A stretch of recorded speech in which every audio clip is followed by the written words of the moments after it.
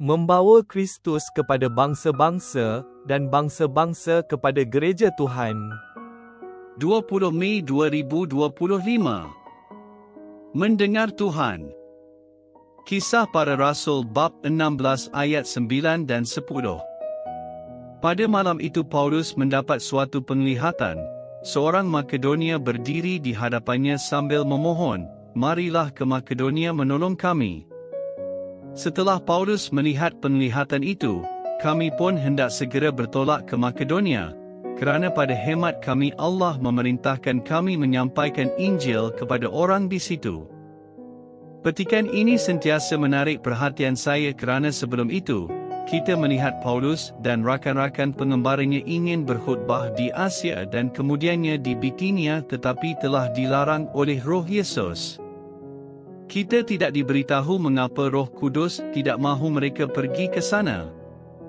Adakah orang di situ belum bersedia mendengar Injil? Adakah lebih mustahak untuk ke Makedonia? Kita tidak tahu. Kita hanya tahu Paulus dan mereka yang bersama dengannya patuh pada arahan walaupun ia kelihatan tidak munasabah kepada mereka. Mereka percaya Tuhan tahu apa yang dia lakukan. Kita mempunyai pilihan yang serupa juga, ya? Contohnya bila kita menghadapi masalah dan nampaknya terdapat jalan pintas kepada penyelesaian yang mudah kecuali jika ia melibatkan sesuatu yang tidak betul. Kita tahu apa Yesus akan katakan mengenainya jika kita berhenti dan berfikir, tetapi kita tidak mahu berbuat demikian kerana ini bermakna kita perlu mematuhi Yesus. Jadi, kita tutupkan telinga dan berkata, "Tuhan, saya tidak dapat mendengar Engkau." Kita sudah tentu akan menyesal kemudiannya bila mengetahui mengapa Yesus melarang kita mengambil jalan itu. Ini biasanya terjadi selepas kita mengalami masalah dalam pekerjaan, keluarga atau beberapa situasi di gereja. Syukur kepada Tuhan kerana Dia begitu bersabar dengan kita. Tuhan menjemput kita semula selepas Dia membersih serta mengembalikan kita ke arah yang betul berulang kali. Dia berfirman, "Percayalah aku. Aku mengasihi kamu dan aku tahu rencanaku terhadap kamu. Janganlah ikut kebijaksanaan kamu sendiri dalam hal ini. Ikutlah kebijaksanaan aku. Kamu pasti bergembira jika kamu patuh padaku." Yesus menghadapi pilihan begini dalam kehidupannya sebagai manusia di dunia ini.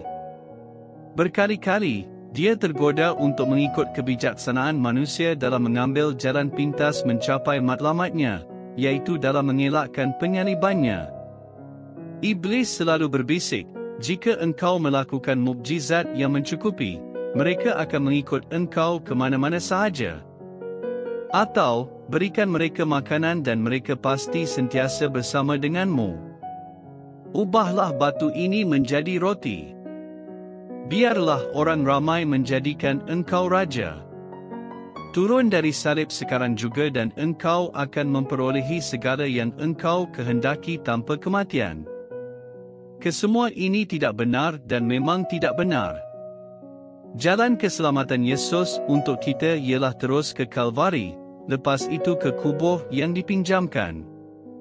Penderitaan, kematian dan kebangkitan Yesus memang perlu berlaku.